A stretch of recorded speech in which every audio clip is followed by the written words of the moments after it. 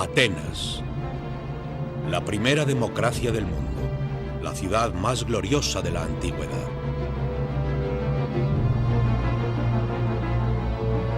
Una ciudad con riqueza y poder, centro de un inmenso imperio naval.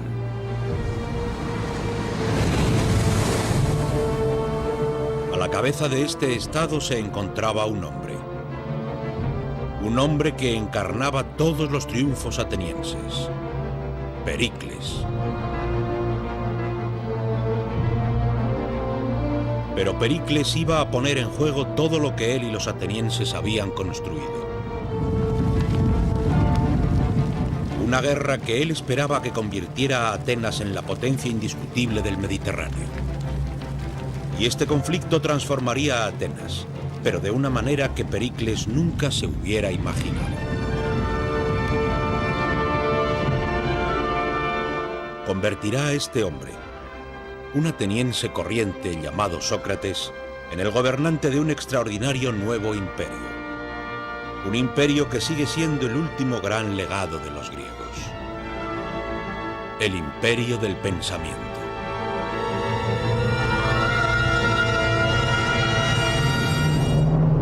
Los griegos, crisol de la civilización.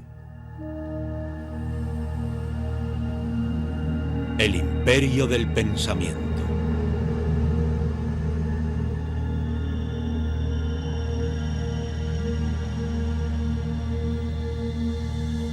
Una celda en una prisión de la ciudad de Atenas.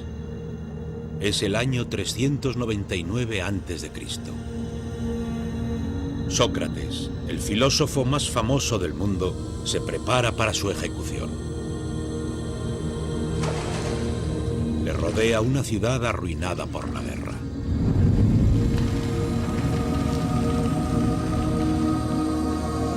Una nación despojada de la gloria y del imperio. Un pueblo que lo ha perdido todo. Quizás Sócrates era el único hombre que podía haber salvado a sus conciudadanos de la mayor derrota de su historia. En lugar de ello, le condenaron a muerte. ¿Cómo pudieron los atenienses llegar a ejecutar a una de sus mentes más brillantes?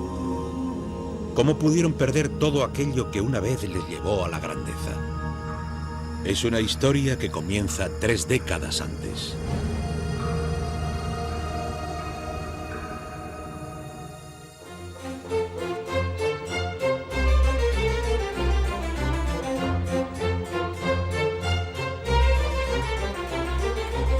En el año 431 a.C., la ciudad-estado de Atenas era la mayor potencia del Mediterráneo.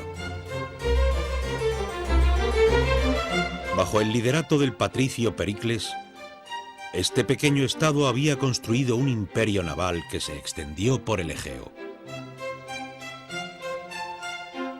Su enorme flota de trirremes era la más poderosa de la época.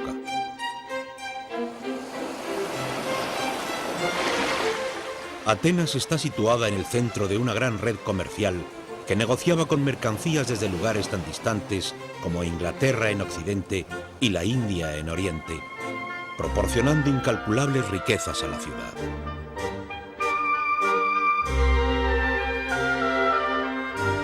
Y Pericles había dedicado su vida a lograr que esta ciudad fuera la más gloriosa del mundo antiguo. Él encargó el Partenón, un grandioso templo para la diosa Atenea. Uno de los monumentos más extraordinarios de la historia.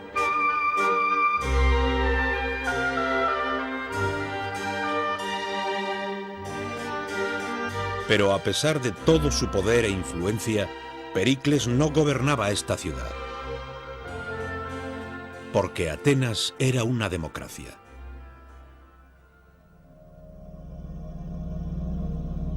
Esta es la zona de asamblea del Pnyx, hogar de la democracia ateniense. El sistema que permitía a cada ciudadano de Atenas opinar sobre la marcha de su estado. Aquí, Pericles tuvo que ponerse en pie ante sus conciudadanos y ganarse el derecho a dirigir.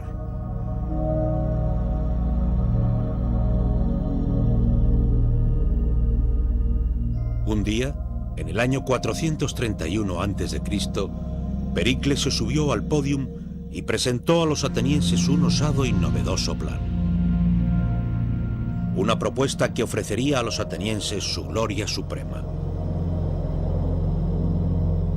Pericles pretendía derrotar al último rival de Atenas, la ciudad-estado de Esparta. Esparta era el único estado que competía con el poder de Atenas.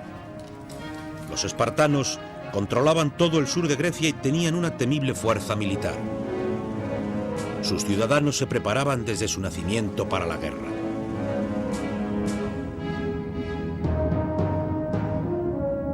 Durante décadas, la tensión se había estado generando entre Atenas y Esparta. Para Pericles, había llegado la hora de ocuparse de su peligroso adversario. Para convertir a Atenas en el líder indiscutible del Mediterráneo. Si vamos a la guerra, como creo que debemos hacer, hay que tener determinación para no desfallecer. La mayor gloria se gana superando los mayores peligros.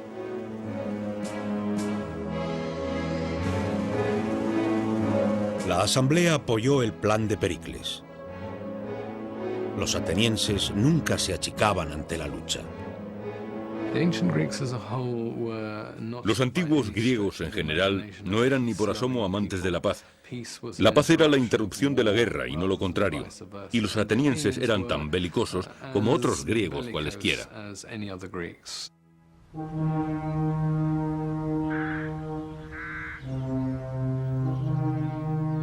Pero Pericles sabía que no sería fácil ganar una guerra a Esparta, ya que la infantería espartana superaba con creces a las fuerzas atenienses. El punto fuerte de Atenas era su armada.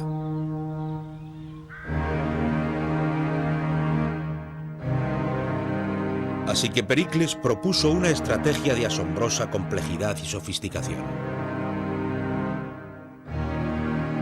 Convenció a los atenienses para que abandonaran la tierra que rodeaba a Atenas y se retiraran tras los grandes muros que se extendían desde la ciudad hasta su puerto de El Pireo.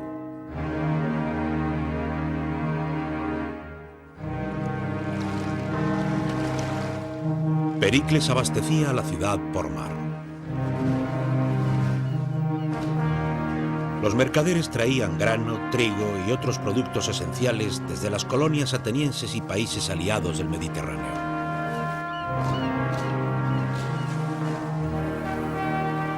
Protegidos por la poderosa flota ateniense. Y Pericles usaría su gran armada para atacar a los espartanos desde la costa. Era una estrategia basada en una serie de supuestos evaluados con precisión.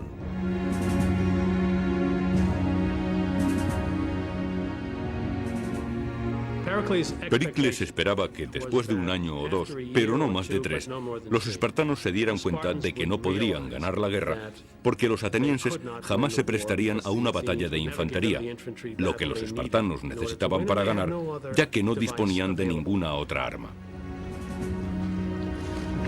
La flota de Atenas siempre había sido la clave del éxito de la ciudad. Había obtenido las mayores victorias militares y le había proporcionado un imperio.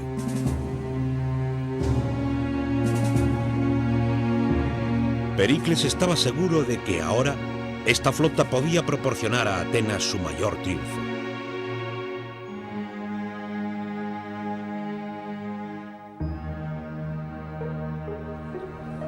Los atenienses se aglomeraban tras los muros de la ciudad. Confiando en su visión de poder imperial y gloria, asumieron que la estrategia de Pericles solo proporcionaría la victoria. Pero entre esta ingente multitud se encontraba un hombre que rechazaba asumir cualquier cosa.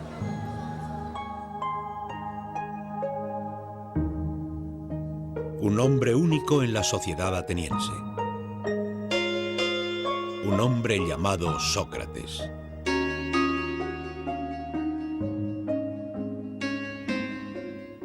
Si fueras un ciudadano de la antigua Atenas, lo primero que verías sería un hombre increíblemente feo. Tenía la cabeza demasiado grande, los ojos demasiado grandes, su nariz estaba mal hecha. El aspecto de Sócrates rompe todas las reglas de belleza de la Grecia clásica, del concepto de proporción y medida.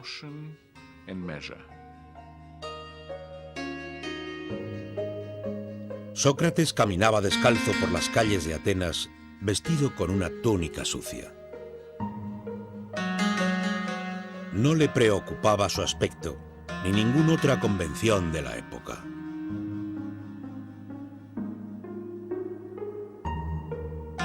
A Sócrates solo le preocupaba el pensamiento. Esta figura desagradable se convertiría en el líder de una revolución del pensamiento que había estado reuniendo fuerzas por el mundo griego.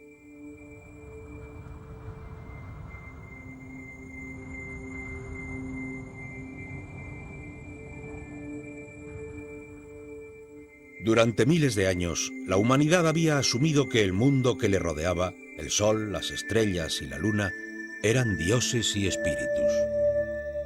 Creyendo que estaban recibiendo mensajes de sus dioses, las antiguas civilizaciones, tales como la de Babilonia, recopilaron grandes cantidades de datos sobre astronomía.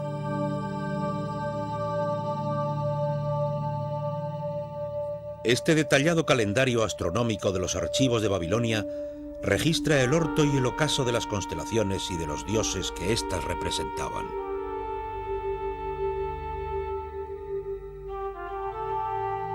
Este conocimiento y estudio de los cielos se había estado expandiendo lentamente por el antiguo mundo, hasta que alcanzó las colonias griegas en la costa de lo que actualmente es Turquía. Entonces ocurrió un cambio radical, ya que los griegos tomaron ese conocimiento astronómico y lo transformaron. Sacaron a los dioses de los cielos y los sustituyeron por la razón. Gradualmente, los griegos comienzan a decir, no son personas, son cosas. Hay un mundo ordenado que la mente humana puede captar y que está sometido a nuestro entendimiento. Estos griegos empezaron a calcular y a predecir el movimiento de la luna y de las estrellas a través de las matemáticas y la lógica, en lugar de usar a los dioses y a los espíritus para explicarlo todo. Era el nacimiento de la ciencia. El primer gran científico griego, un hombre llamado Tales, escribió el primer libro sobre navegación que enseñaba a navegar guiándose por las estrellas. En un viaje a Egipto, Tales fue el primer hombre en medir la altura de la Gran Pirámide. Brillante idea. Estuvo junto a la pirámide hasta el mediodía, cuando su sombra tenía exactamente la misma longitud que su altura. Y en ese momento midió la sombra de la pirámide y por consiguiente supo la altura de la pirámide, lo que era una aplicación bastante sofisticada de un teorema geométrico. Estos científicos griegos midieron la longitud de la circunferencia de la Tierra cuando la mayoría de la gente todavía creía que era plana. Inventaron motores de vapor, bombas de agua y puentes colgantes.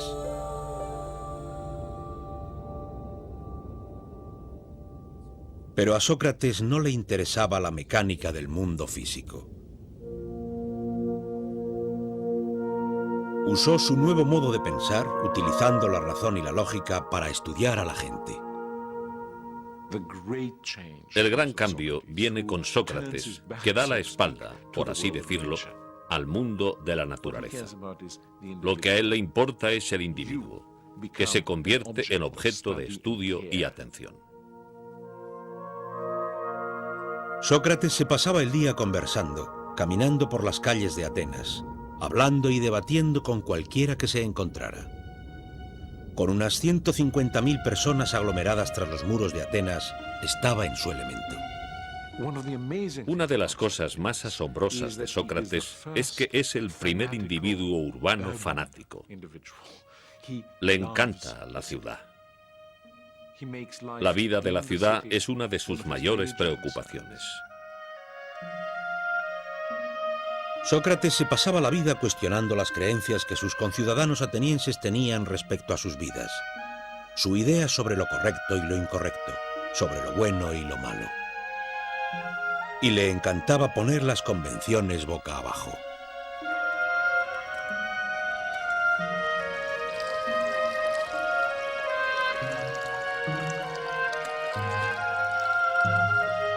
Uno de los seguidores de Sócrates escribió sobre cómo al final de una cena donde todos estaban borrachos, Sócrates demostró a un invitado que él era el más guapo de los dos. Mis ojos deben ser más bonitos porque son saltones y por lo tanto veo mejor. Y por la misma regla de 3, mi nariz es más bonita porque tengo unos orificios muy grandes y así puedo absorber más aromas. Era típico de Sócrates examinar de nuevo el mundo usando la lógica y la razón. Sócrates dice: debes tomar cada decisión atendiendo a tu entendimiento sobre lo que es bueno y lo que no es bueno, lo que es correcto y lo que es incorrecto. Para Sócrates, su libertad de pensamiento era primordial, aunque esto significara tener que alterar toda noción sobre una nariz bonita. Os diré que no dejéis pasar ni un día sin discutir las cosas sobre las cuales me oís hablar. Una vida sin este tipo de examen no merece la pena.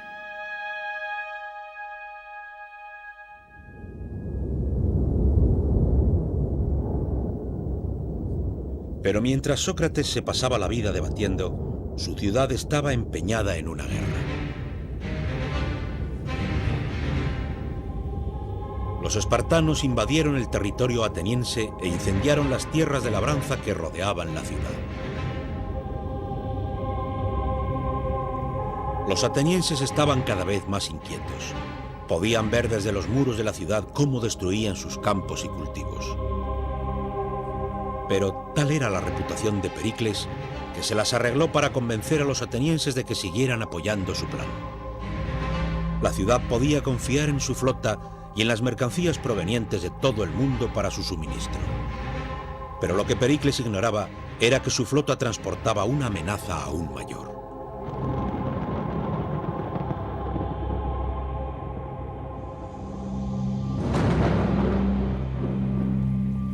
Tras un año de guerra, los barcos que transportaban grano para alimentar a la ciudad llevaban una carga adicional, la peste. Una enfermedad que ahora devastaría a Atenas. El plan de Pericles no pudo anticiparse a las dificultades que podían presentarse en aquellas circunstancias de aglomeración multitudinaria, y los resultados fueron horribles. Con la población agolpada tras los muros de la ciudad, la epidemia se expandió como las llamas. Los síntomas eran terribles. El historiador ateniense Tucídides, que vivió estos años, describió sus efectos. El cuerpo era repentinamente poseído por una fiebre violenta y los ojos se enrojecían e inflamaban. Y luego la enfermedad bajaba a los intestinos, produciendo una violenta ulceración y una incontrolable diarrea. El sufrimiento de los individuos parecía estar más allá de la capacidad de la naturaleza humana. La ciudad debía tener un aspecto horrible, un olor terrible. Debía ser horrible vivir allí y el terror debía reinar por todas partes.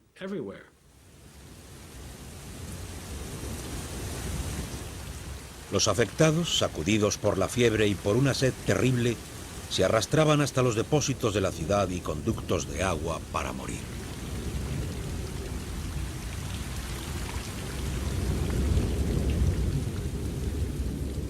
Tucídides presenció la escena en las calles de Atenas. Los cuerpos de los moribundos se amontonan unos encima de otros y las criaturas medio muertas se arrastran por las calles. La catástrofe se ha intensificado tanto que a los hombres ya no les importa ninguna norma religiosa o legal. Los efectos de la peste en Atenas eran absolutamente devastadores. Los pilares de la sociedad ateniense se derrumbaban. Moralmente la gente no veía útil ser bueno. ¿Por qué ser bueno si el justo y el malvado morirían igualmente?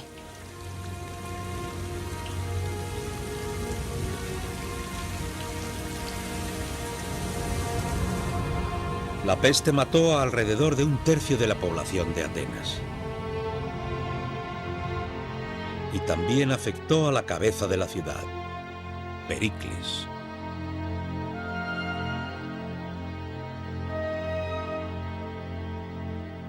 Plutarco, biógrafo de Pericles, describió sus síntomas. La plaga afectó a Pericles, no con ataques agudos y violentos, sino con un agudo y persistente mal que agotaría las fuerzas de su cuerpo y debilitaría su noble alma.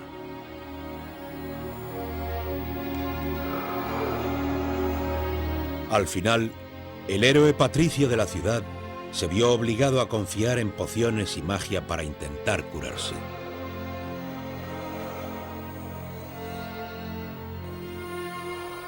Mostró a uno de sus amigos un amuleto que una mujer le había colgado alrededor del cuello, como si le quisiera decir que estaba tan enfermo que había admitido semejante tontería.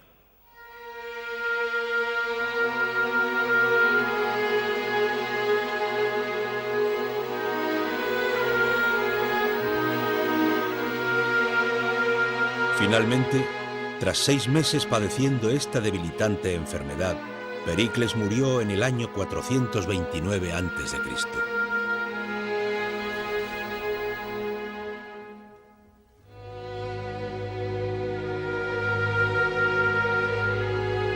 Pericles había planeado convertir a Atenas en la mayor potencia del Mediterráneo. Pero su estrategia, minuciosamente calculada, solo le había traído enfermedad y muerte.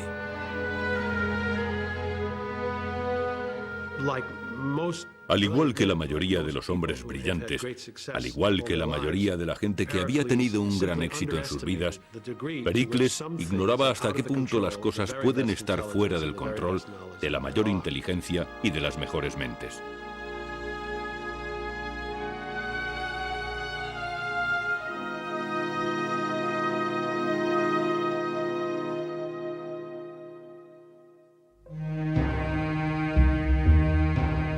La muerte de Pericles tuvo consecuencias de gran alcance. Pronto estuvo claro que este hombre había sido el eje del Estado ateniense. Las crónicas de Plutarco dicen que los cambios fueron bruscos y dramáticos. Aquellos que, mientras él vivió, disintieron de la gran autoridad de Pericles, ahora se dan cuenta de que fue el principal protector de la seguridad pública y ahora lo seguía una enorme corrupción.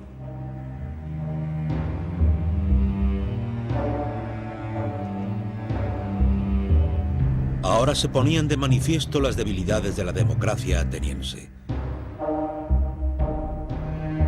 Sin un solo líder fuerte y con innumerables personajes que luchaban por ocupar el primer puesto. Y estaban dispuestos a hacer lo que la gente quisiera si eso les daba poder.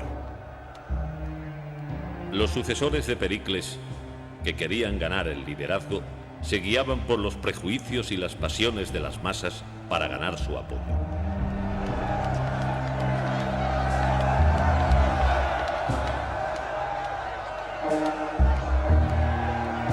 La democracia ateniense revelaba un novedoso y terrorífico potencial. De ser arrastrada por los caprichos de la masa.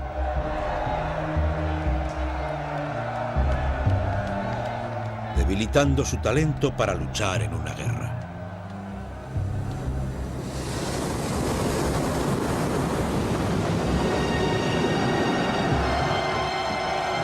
Mientras el conflicto se endurecía, una fuerza naval ateniense ganó una batalla contra los espartanos en unos bravos mares azotados por las tormentas. Los generales que iban al mando de la fuerza regresaron a Atenas esperando un recibimiento de héroes.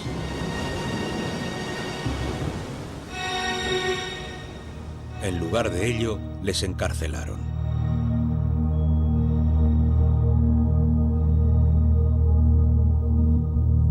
La tormenta había forzado a los comandantes a navegar directamente hacia Atenas, sin poder recoger a los soldados que habían caído por la borda durante la batalla.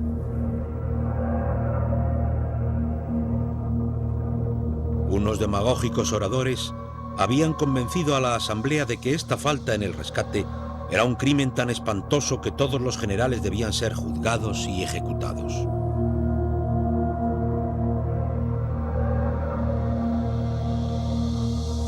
Sabemos que un solo hombre se levantó e intentó frenar a la multitud: Sócrates.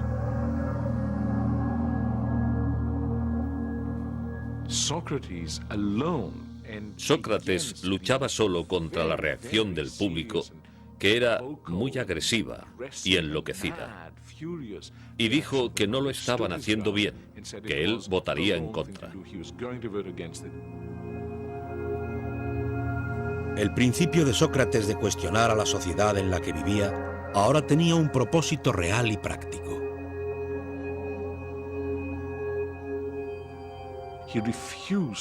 Se negó a ceder ante cualquier presión y pensó por sí mismo, e hizo lo que su conciencia y su razonamiento le decían que era lo adecuado.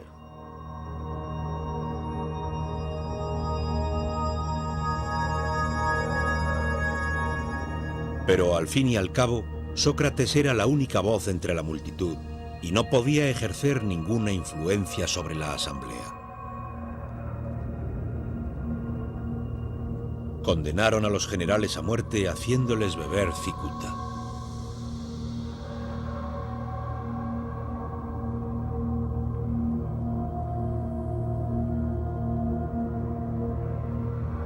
Sería una pérdida para el ejército de Atenas.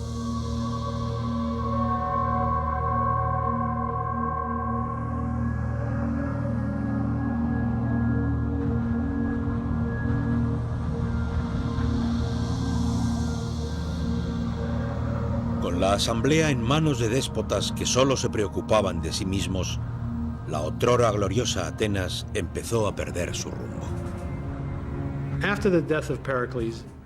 Tras la muerte de Pericles, Atenas jamás volvió a tener un líder político con una visión de futuro o con una serie de metas que podría intentar alcanzar con la esperanza razonable de hacerla realidad.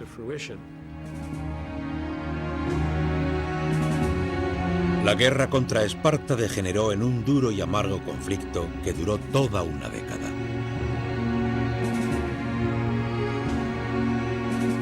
Los espartanos devastaron la tierra que rodeaba a Atenas. Mientras, todavía la flota proporcionaba los suministros a la ciudad. Pero ninguna parte era capaz de vencer a la otra.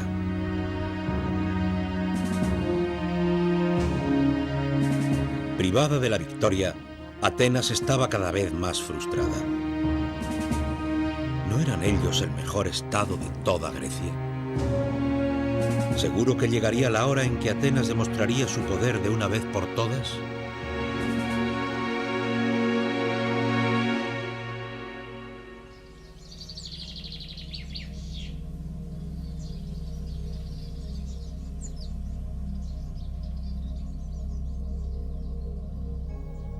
Entonces, en el año 416 a.C., se hizo una atrevida propuesta a la asamblea. Una propuesta que, aunque no derrotara a los espartanos, al menos satisfaría el hambre de gloria de Atenas. Una pequeña colonia griega situada en la isla de Sicilia había pedido protección. Protección ante un vecino aliado con Esparta. ¿Por qué no acudían los atenienses en su ayuda? ¿Humillarían a su adversario espartano y quizás conquistarían Sicilia al mismo tiempo? Entonces un ateniense se dirigió a la asamblea. Así es como ganamos nuestro imperio, y así se han ganado todos los imperios. Permitidnos poner en marcha esta expedición, la cual destruirá la arrogancia de los espartanos y al mismo tiempo nos convertiremos en los gobernantes de toda Grecia.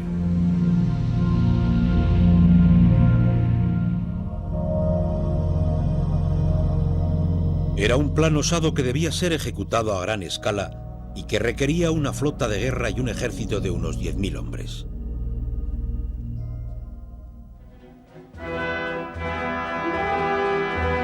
Los atenienses se lanzaron al proyecto con fervor. Los armeros forjaron nuevas armas. Los soldados probaron su equipamiento. La flota cargaba las provisiones y los carpinteros de navío prepararon sus buques para navegar.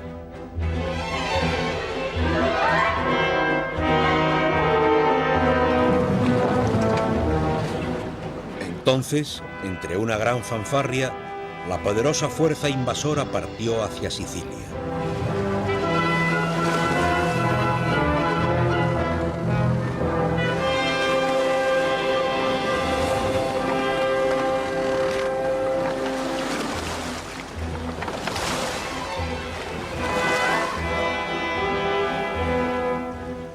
Seis meses más tarde se recibieron noticias de ellos. La campaña no se estaba desarrollando tan rápido como esperaban. Necesitaban refuerzos. Y luego, nada. Ni una noticia.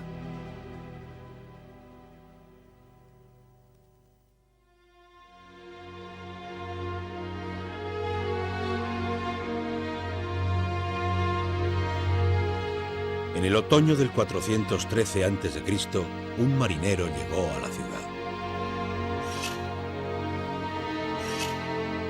Un hombre que necesitaba un corte de pelo.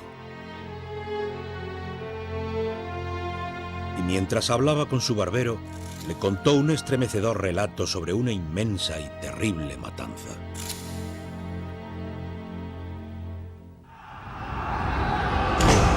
Era la historia de un ejército invasor que había sido inmovilizado a su llegada, de cómo sus mandos habían discutido entre sí acerca de la estrategia, de cómo se les había agotado la comida y el agua, de cómo habían intentado vadear un río en un desesperado intento de escapar.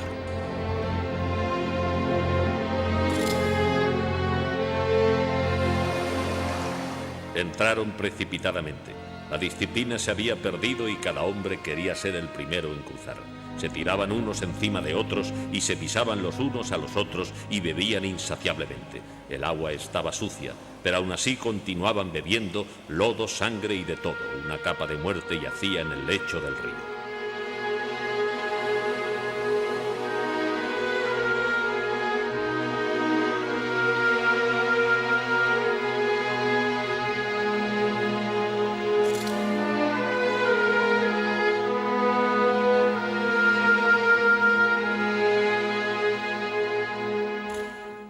Así fue como los atenienses descubrieron que habían sufrido una de las mayores derrotas de la historia antigua.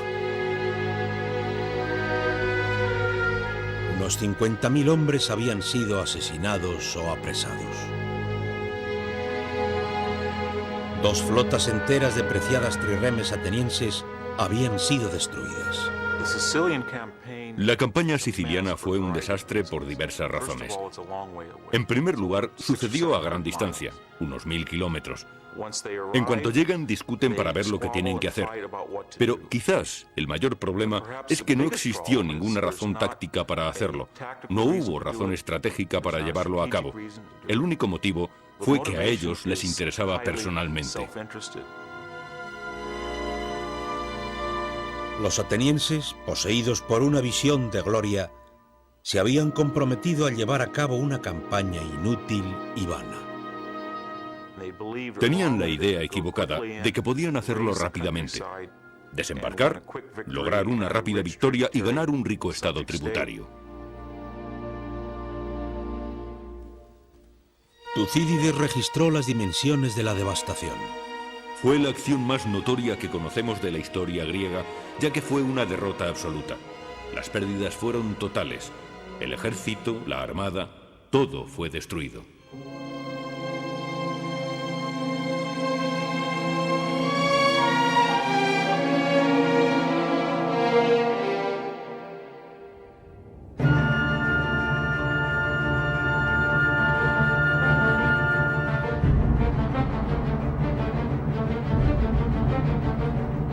Con la fuerza militar ateniense debilitada, el enemigo comenzó a avanzar.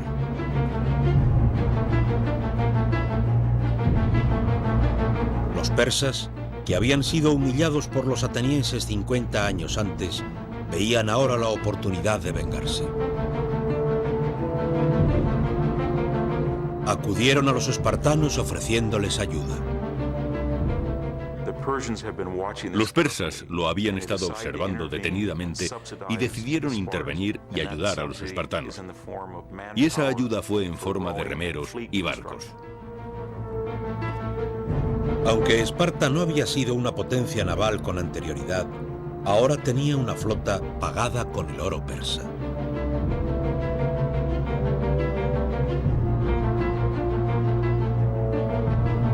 Como la armada de Atenas había sido diezmada por la derrota en Sicilia, los espartanos podían bloquear los puertos atenienses.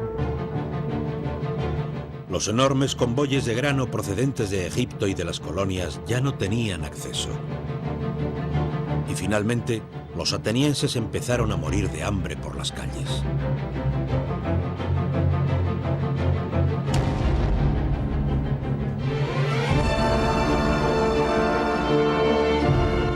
El pueblo acudió a la diosa Atenea.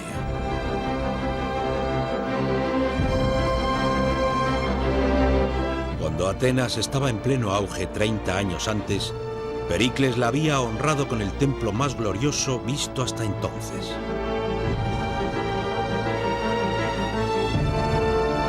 Pero la diosa no les podía ayudar.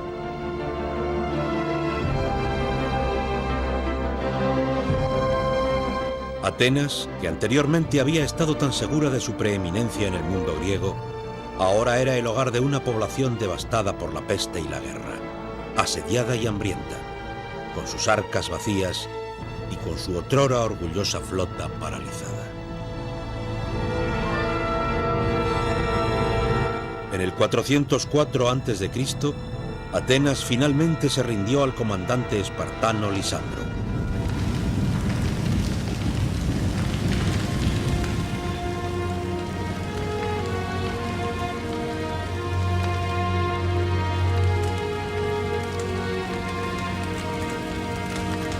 Las condiciones de los espartanos eran muy duras. Los grandes muros que habían defendido la ciudad debían ser derribados.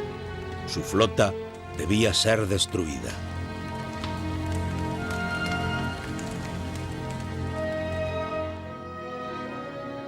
Tenemos este maravilloso grabado de Lisandro navegando por el Pireo, desmantelando la flota ateniense. Esto es importante porque la destrucción es, simbólicamente, una destrucción del imperio ateniense.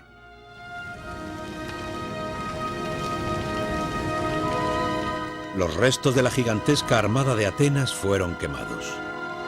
Solo se dejaron 12 barcos.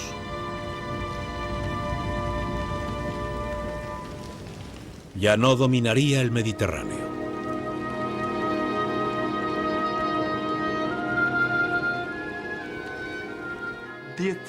Los atenienses se convencieron de que podían hacer más de lo que realmente estaba a su alcance. Y creo que realmente ese es el punto en el que el potencial de lo que la democracia podía traer a Atenas se volvió en tragedia. Pudieron lograr grandes cosas, pero no pudieron alcanzar todas las grandes cosas. Pero todavía sería necesario otro acto más de vanidad y violencia antes de que los atenienses pudieran reparar su error. Y su ciudad pudiera renacer.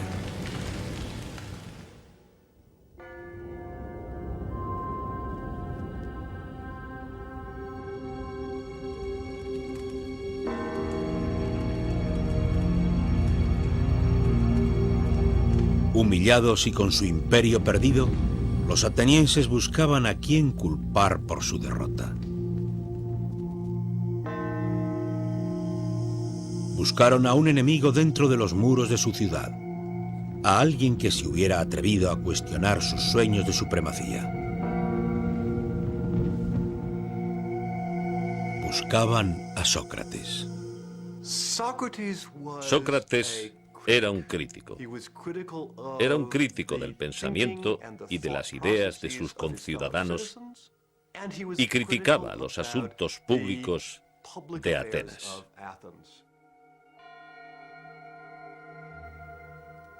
Durante unos 50 años, Sócrates había estado criticando públicamente y atacando las tradiciones de la vida ateniense, y había reunido un grupo de jóvenes seguidores. Seguramente, esto debió haber debilitado el carácter moral de la ciudad, socavando su ambición de victoria. Sócrates fue arrestado por orden de la asamblea, acusado de cuestionar la religión del Estado y corromper a los jóvenes de la ciudad.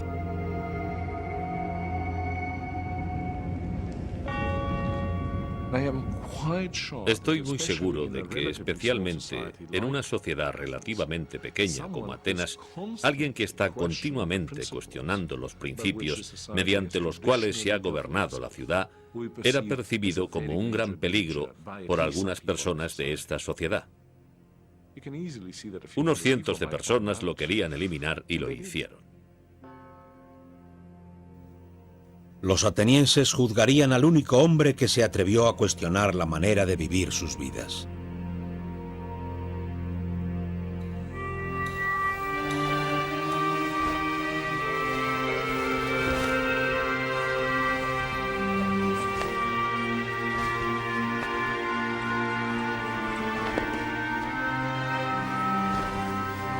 El juicio de Sócrates se celebró en el mercado central de Atenas, bajo la sombra de un toldo que les protegía del feroz sol griego. Sería juzgado por un jurado formado por sus conciudadanos, elegidos al azar. Pero este no fue un juicio tal y como hoy lo conocemos. El sistema legal ateniense era bastante diferente al moderno. No había abogados, no hay un juez preparado. Es en ciertos aspectos un sistema aterrador desde un punto de vista moderno. La ley no tenía las mismas dimensiones que las de una sociedad moderna. Sócrates fue juzgado por la misma clase de personas que hacía 7 años había condenado a 6 generales a una ejecución sumaria.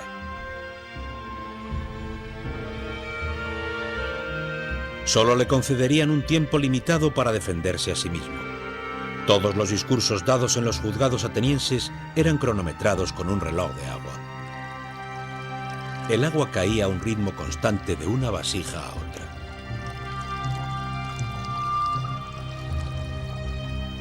Pero Sócrates no mostró tener miedo frente a sus acusadores. De hecho, era rotundamente terco.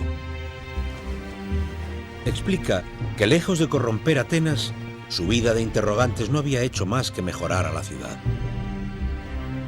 Francamente, he sido asignado a esta ciudad como si se tratara de un gran caballo con tendencia a ser perezoso y que necesitara la picadura de una gran mosca. Y no pararé aquí, allí o en cualquier parte de provocar y reprochar a cada uno de vosotros. No era un discurso a propósito para ganar simpatías. Sócrates se está colocando a sí mismo y a su vida contra el Estado ateniense. Está haciendo lo que él considera que es correcto. Piensa que la vida que ha elegido, esta vida de piensa por ti mismo, es la mejor vida. Como él dice en su discurso, no merece la pena que un humano viva una vida sin cuestionarlo todo.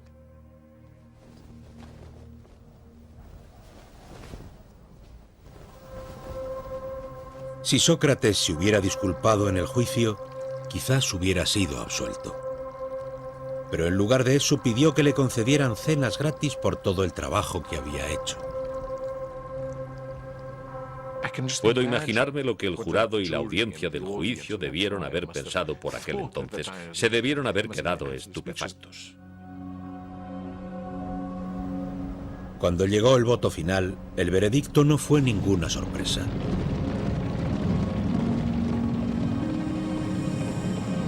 El jurado encontró a Sócrates culpable y le condenó a muerte. Pero Sócrates reaccionó con calma y serenidad.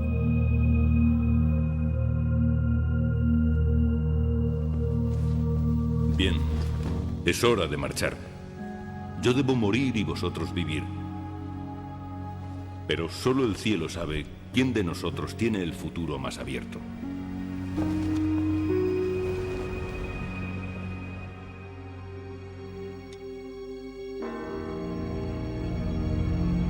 Desde el juzgado, llevaron a Sócrates a la prisión.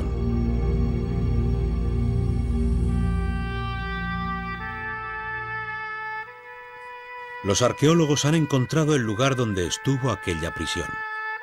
Todavía podemos trazar la disposición de la celda donde probablemente Sócrates estuvo preso. Y todavía tenemos relatos sobre los últimos días de Sócrates, de amigos que le visitaron en su celda. Cuentan entre los escritos griegos más famosos, ya que con su muerte, Sócrates transformaría a Atenas.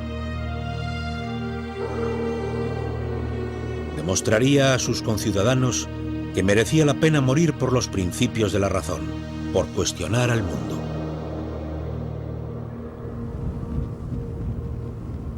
Sócrates sería ejecutado a la manera tradicional ateniense, bebiendo cicuta.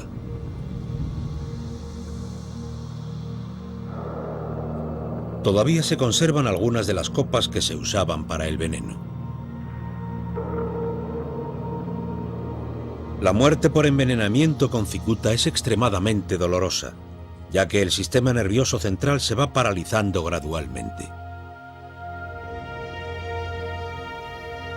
Cuando se acercaba el momento de la ejecución, Sócrates se dirigió a sus amigos tratando el asunto como si no tuviera importancia. Está llegando la hora. En otras palabras, pienso que es hora de que tome un baño. Prefiero lavarme antes de beber el veneno para que así las mujeres no tengan que molestarse en lavarme cuando esté muerto.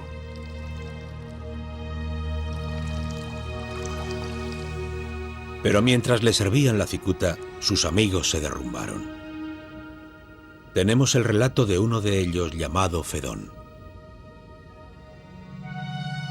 Muy a pesar mío, las lágrimas empezaron a caer cubriendo mi cara y lloraba sin consuelo.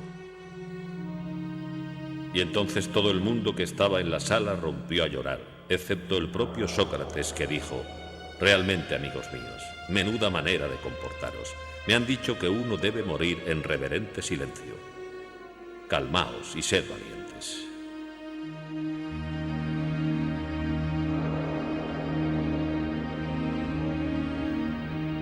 Mientras Sócrates se tumbaba en la cama y dejaba que el veneno hiciera efecto, sus amigos le observaban en silencio. He aquí un hombre que no moría por la gloria, ni por la fama, ni por el honor, sino por el bien de sus principios, porque creía que el hombre debería cuestionar al mundo que le rodeaba. Fue una visión que ellos jamás olvidarían.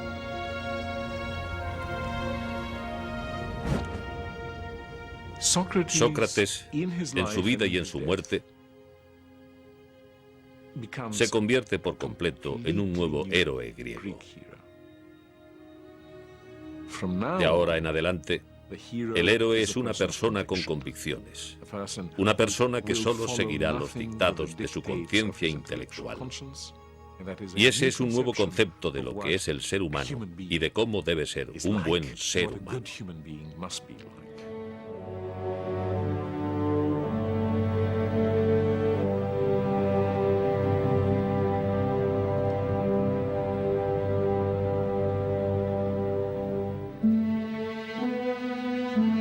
Durante siglos, los atenienses habían creído en un ideal que se encarnaba en el héroe guerrero.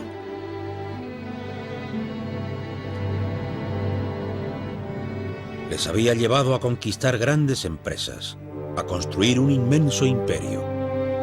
Pero ahora, en las profundidades de la derrota, descubrieron una nueva figura que venerar. Se han encontrado efigies de Sócrates entre las ruinas de la prisión ateniense. Quizás ofrendas al filósofo muerto. Quizás la lección más importante que dejó Sócrates es la necesidad de ser crítico y la necesidad de ser autocrítico. Para mí lo más interesante de Atenas, en los años que sucedieron a la ejecución de Sócrates, es esta misma capacidad para observar y reconocer que han llegado demasiado lejos en el pasado y además para adquirir cierto grado de madurez.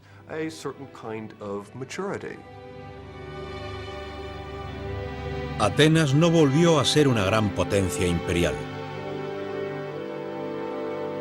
Pero tampoco su democracia cayó en el error de volver a dejarse arrastrar por la masa. En lugar de ello, se convirtió en una ciudad intelectual.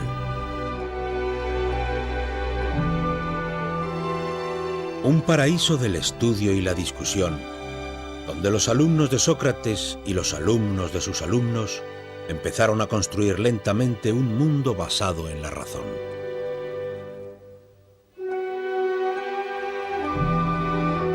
Platón intentó formular la sociedad ideal. Aristóteles estudió la naturaleza fundando la biología y la zoología. Y poco a poco, las ideas y el trabajo de estos pensadores griegos comenzaron a extenderse por el mundo. Se podría decir que la mayor parte de la energía de los atenienses se empleó en la construcción de lo que podíamos llamar imperios del pensamiento. Así que mientras antes Atenas enviaba a sus barcos a las diferentes islas para recaudar impuestos, ahora la razón extiende su dominio por todas las áreas en las cuales vivimos en la actualidad.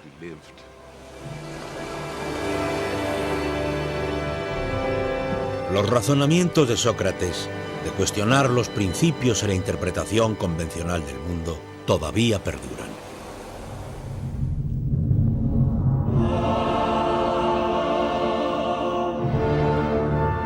En un lapso de tiempo inferior a 200 años, los antiguos griegos transformaron su mundo.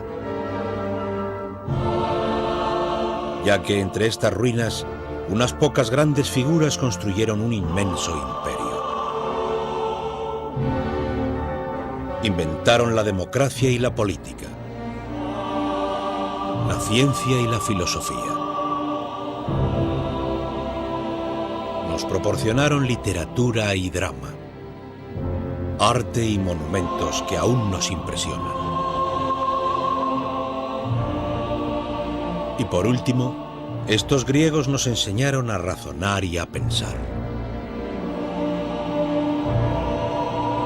2500 años más tarde, sus asombrosos descubrimientos continúan moldeando nuestro mundo.